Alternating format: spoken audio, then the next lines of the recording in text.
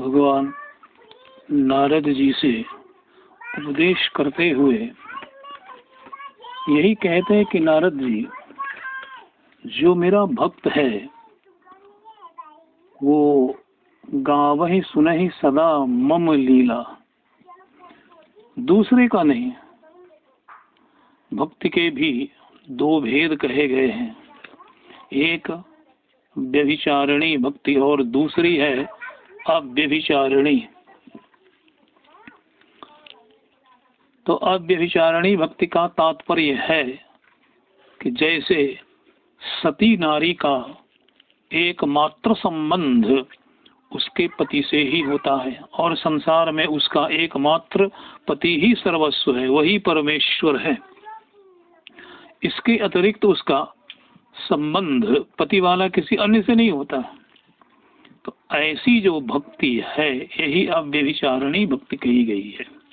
तो भगवान के कहने का तात्पर्य यही है कि मम लीला से वह भक्त केवल मेरी ही लीला का, मेरे ही चरित्र का गान करता है।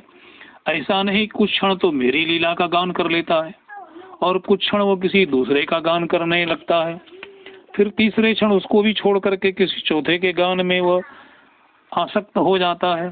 तो ऐसा करने वाला जो पुरुष है वह मेरी दृढ़ भक्ति कर नहीं सकता है।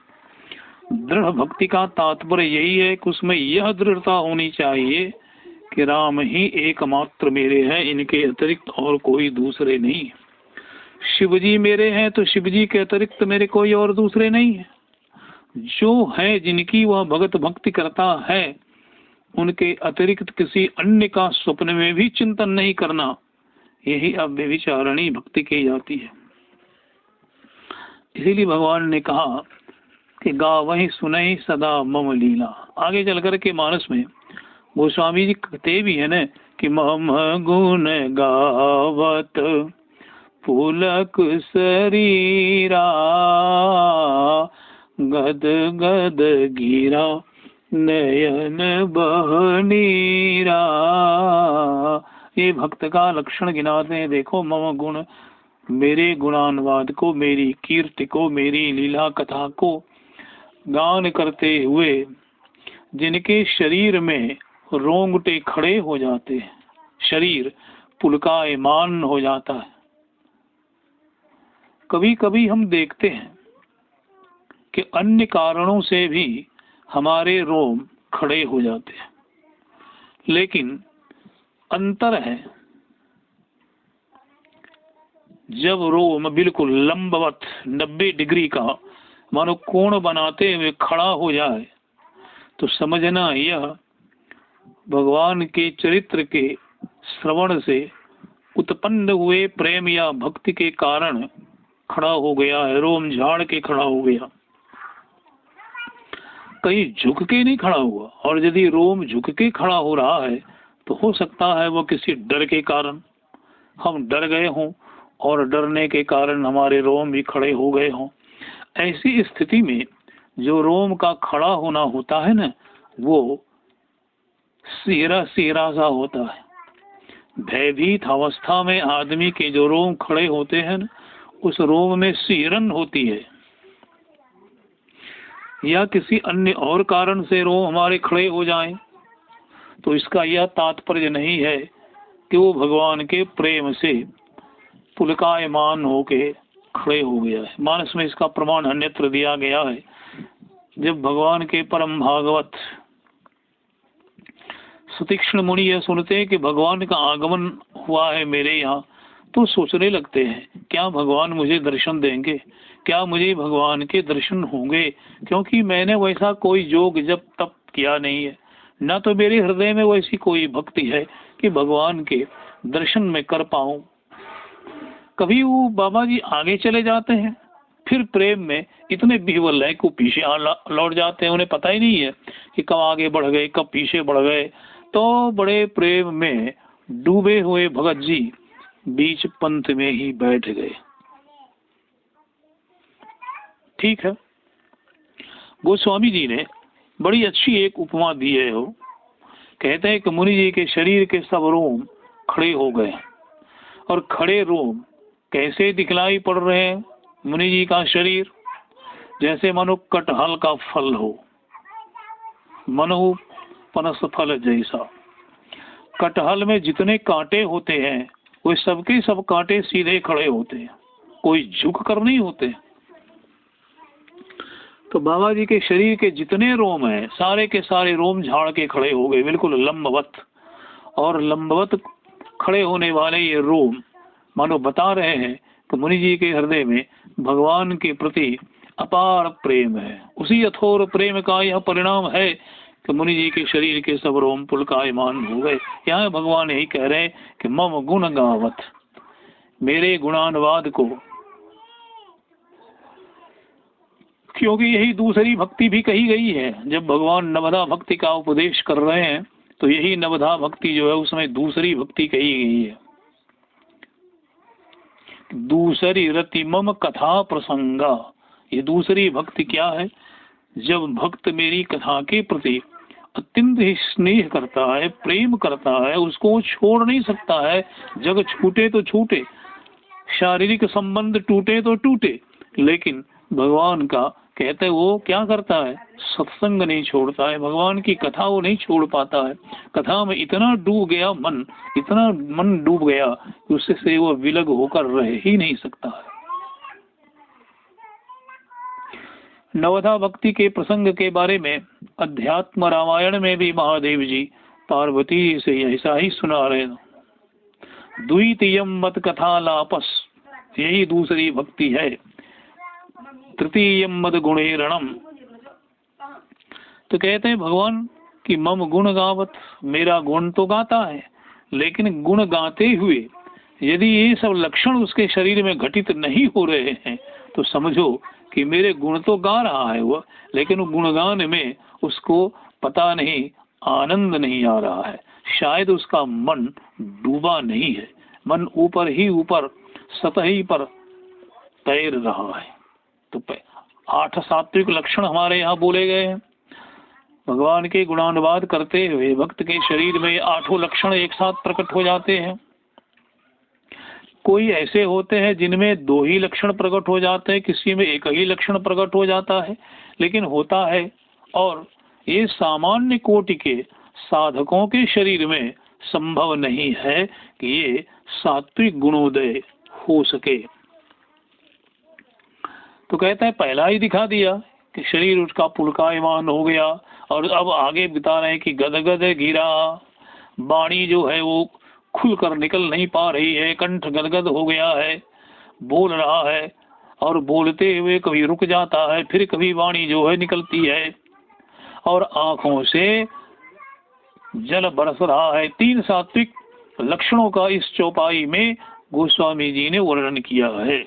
नेत्र से जल का बहना, कंठ का गदगद हो जाना, शरीर का रोमांच हो जाना, ये 3 लक्षण एक साथ वर्णन किए। यहाँ पर भी वही कह रहे हैं कि गावई सुनई सदा, वो सदैव गान करता है, ऐसा नहीं कुछ काल के लिए करता।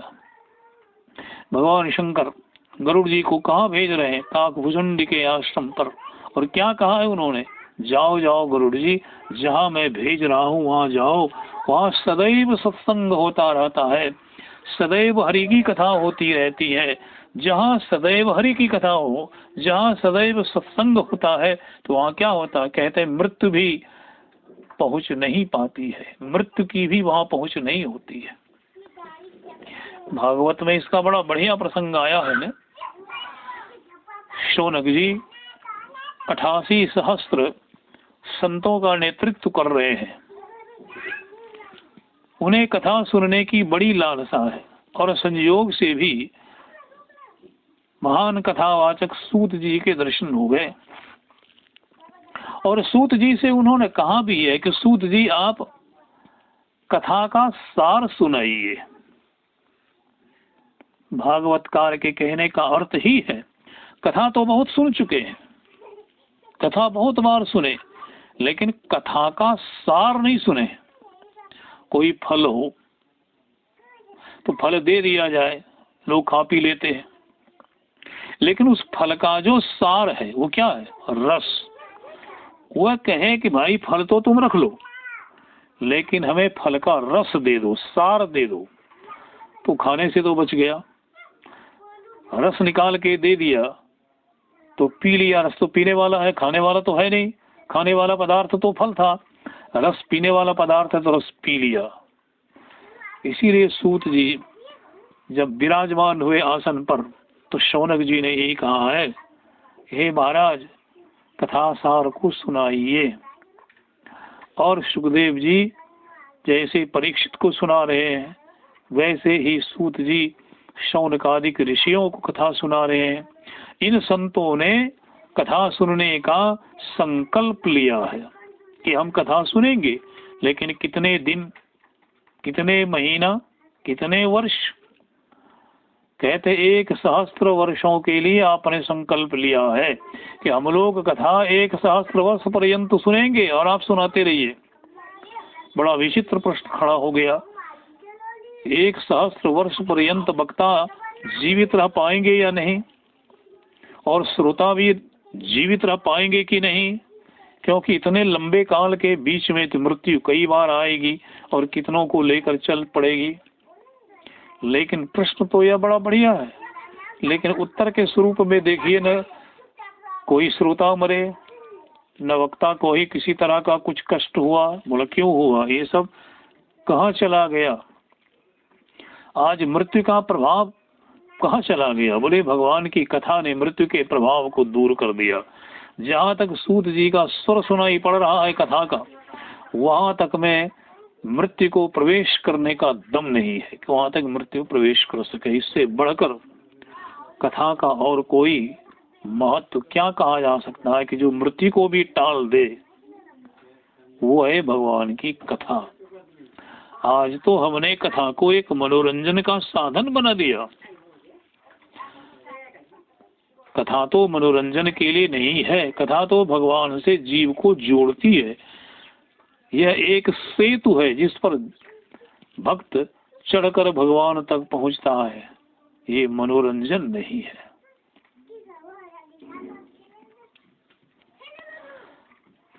और कहते हैं कि हेतु रहित उसके इस गान में कोई कारण नहीं होता है। आज तो बड़ा कारण सामने विद्यमान है।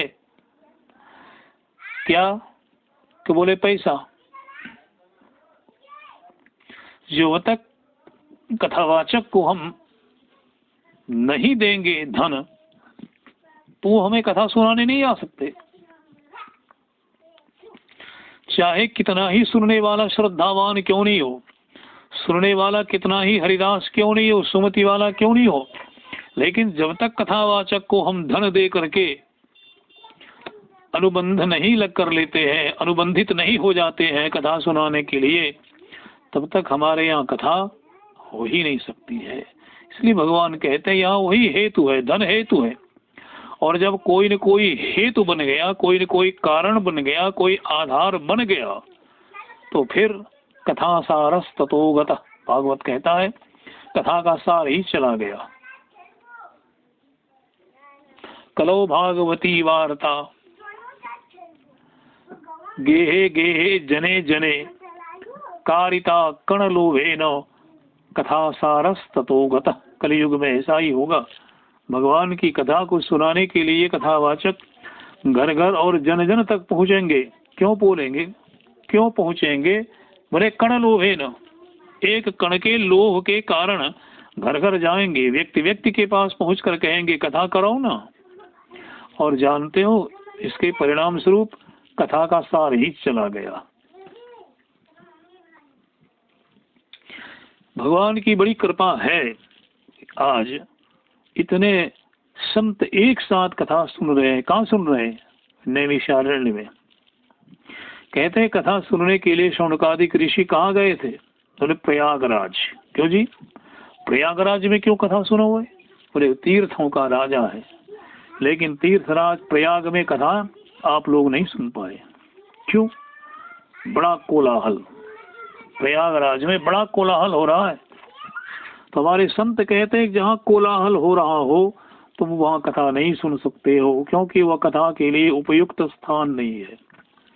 जहाँ सहज सहज ही में शांति विद्यमान हो, कहीं किसी तरह का कोई कोलाहल नहीं हो, जहां मन को, नेत्रों को भी वहां के दृश्य देखने से आनंद की प्राप्ति हो रही हो, मानो समाधि लग जाएगी।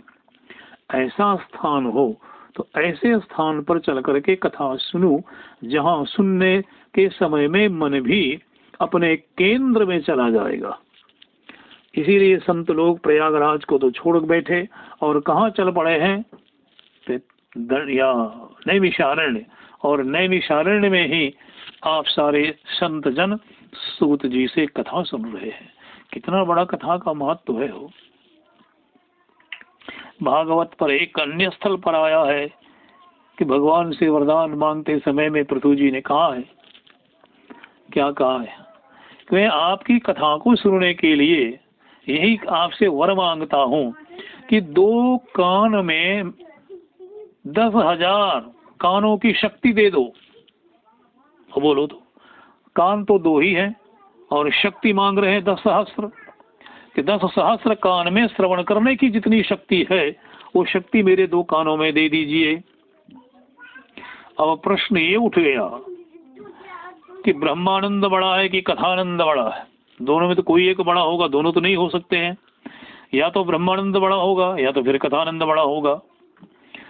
जब कहते हैं कि श्रीधर स्वामी भागवत जी का भाष्य करने लगे और इस स्थल का भाष्य करने के समय में उनके हृदय में ये बात उपजी कि मैं तो सन्यासी हूँ और सन्यासी के लिए तो सबसे बड़ा आनंद ब्रह्मानंद है, और यदि यहाँ पर मैं ब्रह्मानंद को छोटा कर दूं, न्यून कर दूं, कथानंद को बड़ा कर दूं, तो यह तो उचित नहीं है। यह संप्रदायगत भाव उनके हृदय में उपजा है।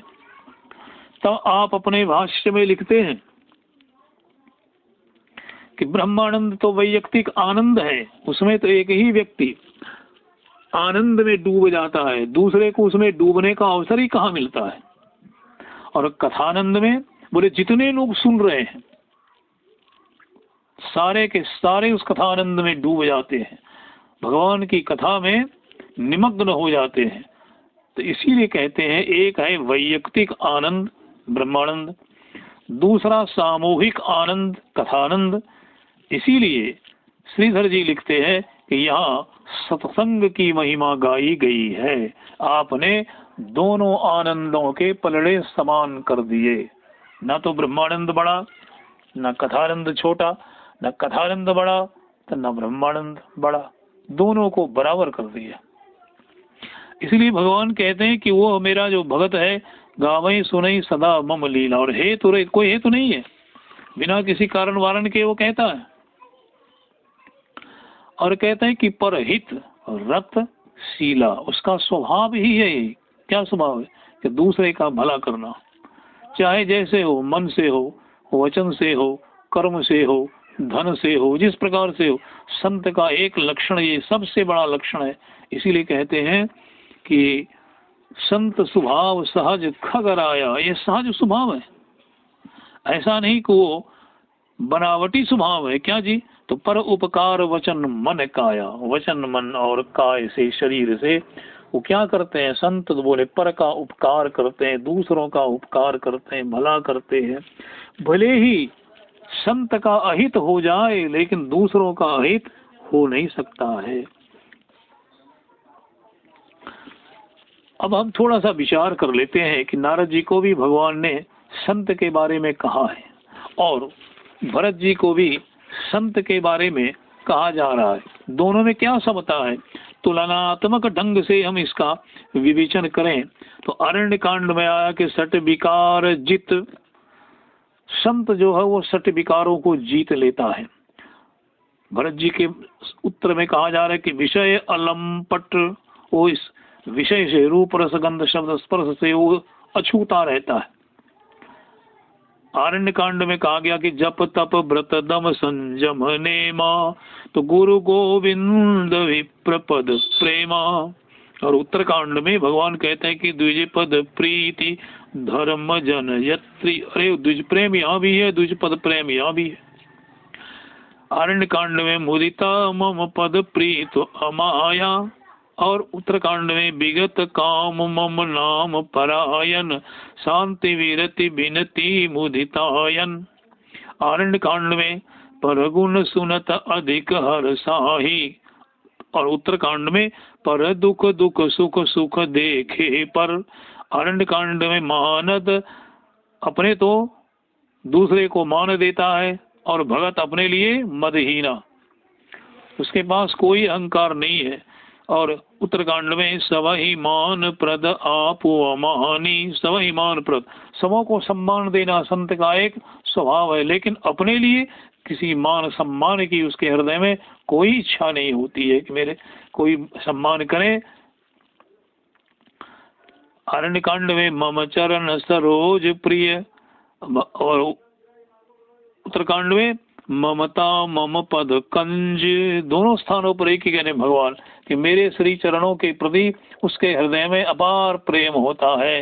हे नारद जी, अनग अकामा, वो निष्पाप होता है, अकाम होता है। और भरत जी विगत काम, जो मेरा संत होता है ना, उसके हृदय में कोई काम नहीं होता है, कोई कामना नहीं होती है, वो निष्काम होता है। हम देखते हैं दोनों ही स्थानों पर बड़ा बढ़िया भगवान राम के द्वारा उपदेश दिया गया है और दोनों ही सुनने वाले संत हैं, दोनों ही रामभद्र के भक्त हैं। अब बड़ा बढ़िया सा एक कई सकन सारद शेष नारद सुनत पद पंकज गहे। कहते हैं कई सकन सारद, यदि सरस्वती जी से कहा जाए कि देवी आप जो है संत की महिमा का व्याख्यान कीजिए, तो गोस्वामी जी कहते हैं संभव नहीं है कि सरस्वती जी संत के व्याख्यान को कर सके, अच्छा नहीं कर सके। जाओ शेष जी, आपको तो एक सहस्त्र मुख है, आप ही संत का व्याख्यान कीजिए। तो गोस्वामी कहते हैं ना शेष, शेष भी नहीं कह सकता है। तो जब सरस्वती गुणानुवाद नहीं कर सकती है, शेष गुणानुवाद नहीं कर सकते हैं, ऐसा जब सुना है नारद जी ने, तब पद पंकज गए, तब भगवान श्री राम के श्री चरण को उन्होंने पकड़ लिया है। अन्यत्र भी इस प्रकार की चौपाइयां मिलती हैं जहाँ गोस्वामी जी ने संत के महान महत्व की चर्चा की है। विधि हरिहर कवि कोविद बानी कहत साधु महिमा सकुचानी। संत लोग जिनकी व्याख्यान देने के लिए कहा जाए, कहते हैं विधि ब्रह्मा जी भी संत की व्याख्या नहीं कर सकते। अच्छा हरि तो कर सकते हैं? बोले नहीं नहीं, विष्णु भी भगवान अवश्यमेव है, लेकिन जान ही राम न सकई बखानी। महाराज जनक जी कहते हैं सुने ना से कि देवी राम जी के महत्व संसार गाता है, राम राम सब गपते सब जपते हैं, लेकिन राम जिन्हें जपता है वो समझने वाली बात है कि जग जप राम राम जप जेही। वो कौन है? सारा संसार तो राम राम का जपन करता है, लेकिन भगवान राम किसका जप करते हैं? तो उत्तर आया भरत जी का जप करते हैं। तो देवी समझो इसी में कि भरत जैसे महाभागवत का जप भगवान करते हैं। भगवान में भी भगवत्ता आई तो कहां से आई? प्रश्न ये खड़ा हुआ। तो उत्तर में कहते हैं जब भरत जैसे महाभागवत जीव का भगवान भजन करते हैं तो इसके परिणाम स्वरूप भगवान में भगवत्ता का उदय हुआ है।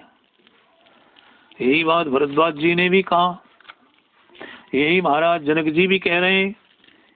बताओ इतना बड़ा वेदांती जिनके पास सुखदेव जी भी ज्ञान सीखने के लिए जाएं, ऐसे महान वेदांती जनक जी का यह कथन है कि जान ही राम नो सकहीं बखानी।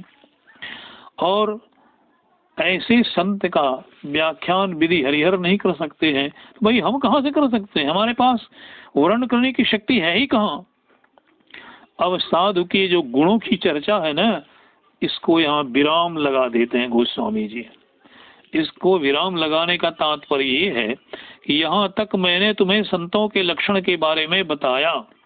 तुम्हारा जो प्रश्न था उस तुम्हारे प्रश्न को उत्तर देते देते हम यहाँ तक पहुंचे हैं। इसीलिए अब हम विराम लगा देते हैं। तो विराम लगाने के बाद नारद जी ने क्या कर लिया जी, तो बोले सुनो तो पद पंकज कहे, भगवान के श्री चरणों को उन्होंने पकड़ा है। पकड़ने का भाव क्या है, ये सारे के सारे जो गुण हैं आपके इन्हीं चरणों की कृपा से जीव को प्राप्त होता है, साधन से कुछ होता नहीं है। तुम्हारी कृपा पाप कोई कोई, यह गुण साधन ते नहीं हुई। यह गुण तो साधन से श्रम साध्य है नहीं, कृपा साध्य है। जीव जिस पर तुम कृपा कर देते हो हे राम, वह अनायास ही प्राप्त कर लेता है।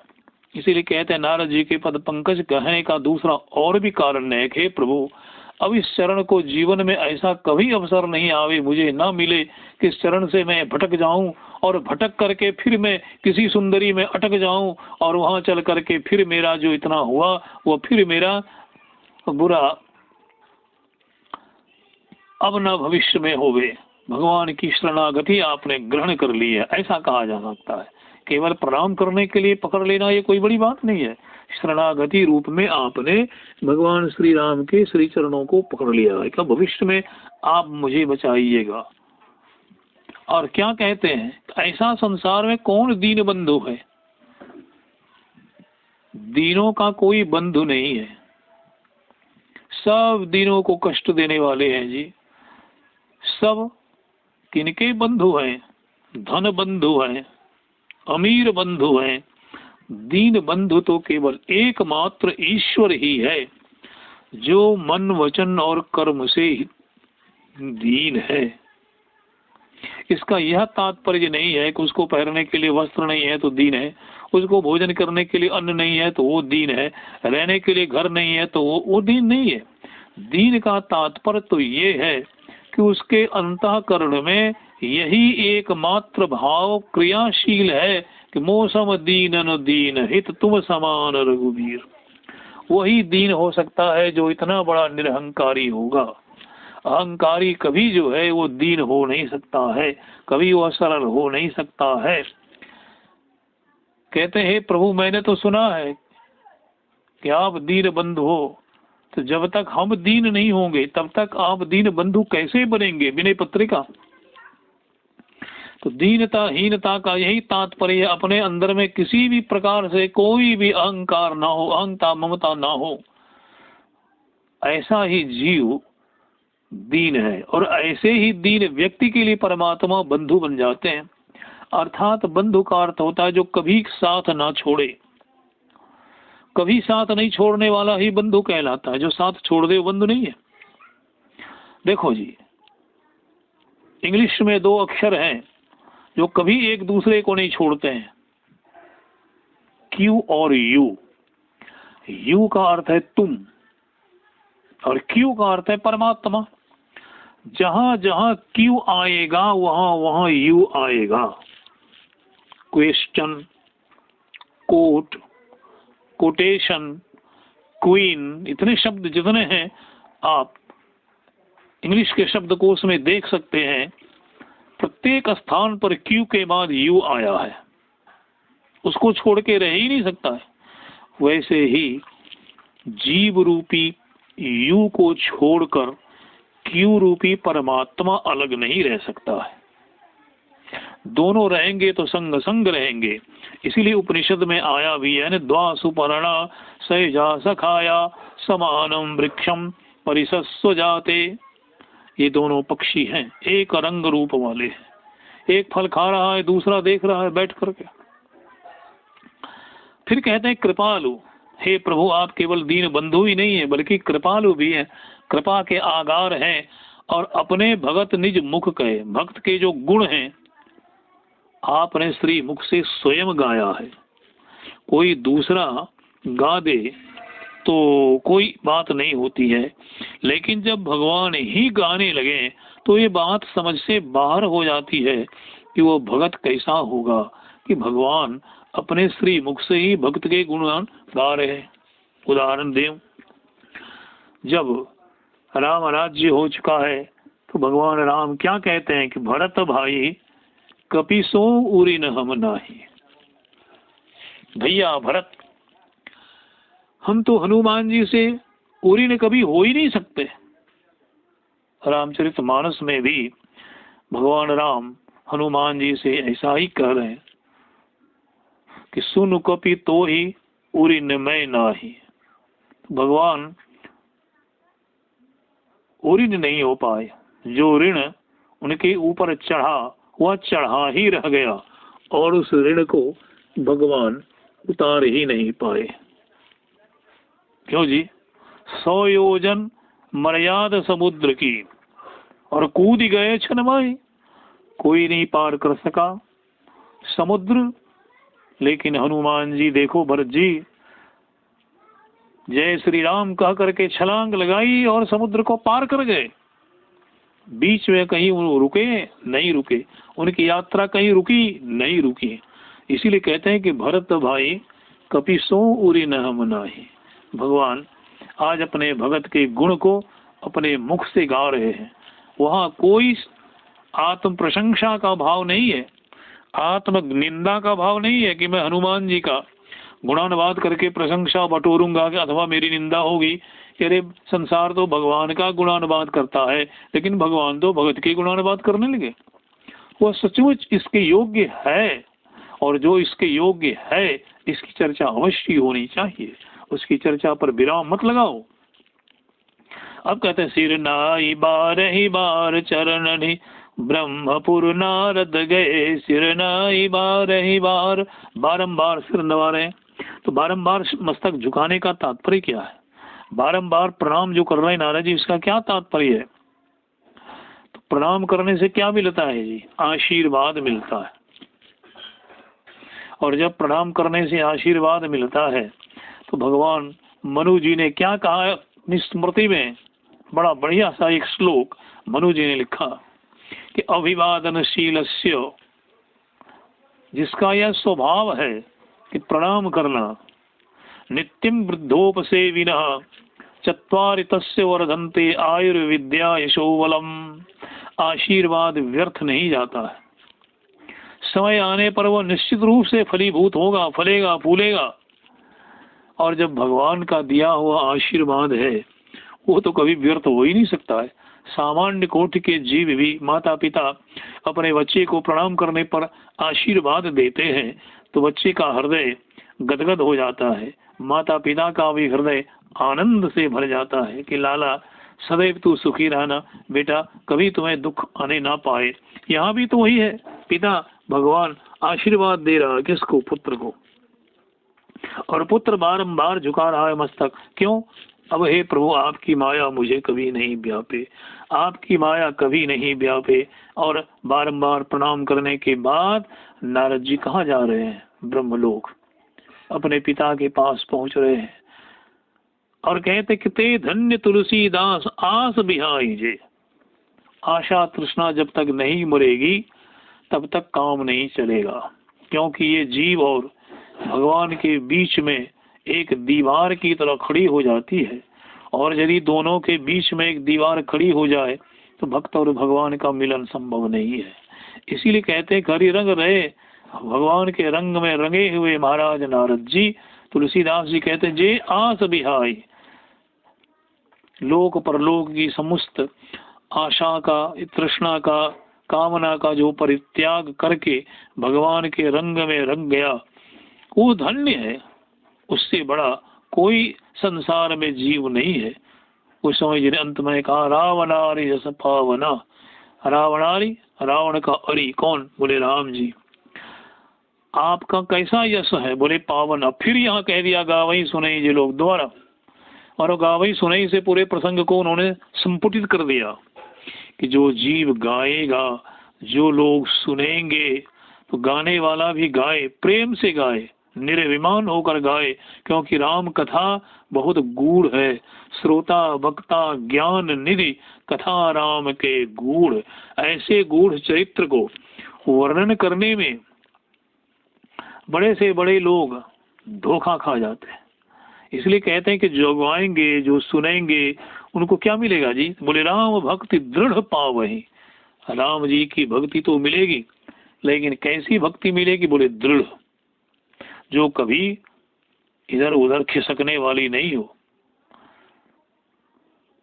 और बिनु विराग जग जोग, न योग करना पड़ेगा, न जप करना पड़ेगा, न वैराग्य ग्रहण करने की आवश्यकता होगी।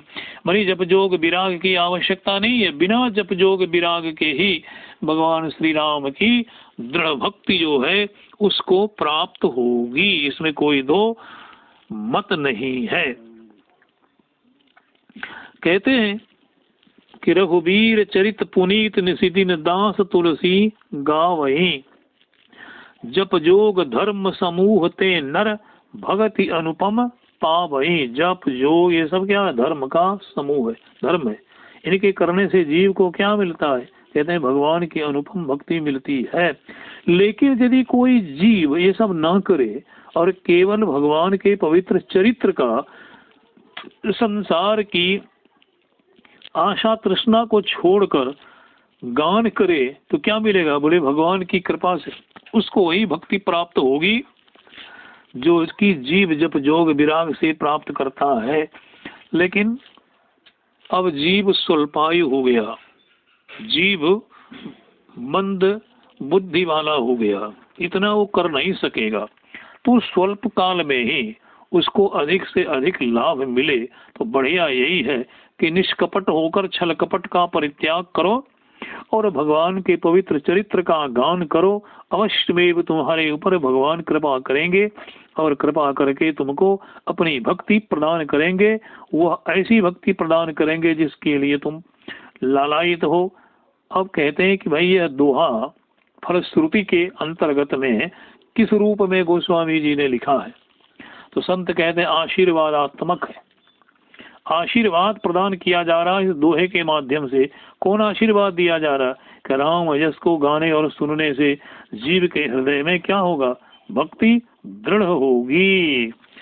मंगल भवन अमंगल हारी, द्रवौ सो दशरथ अजीर विहारी, राम कथा शशि किरण समाना, संत चकोर करहि जेहि पाना,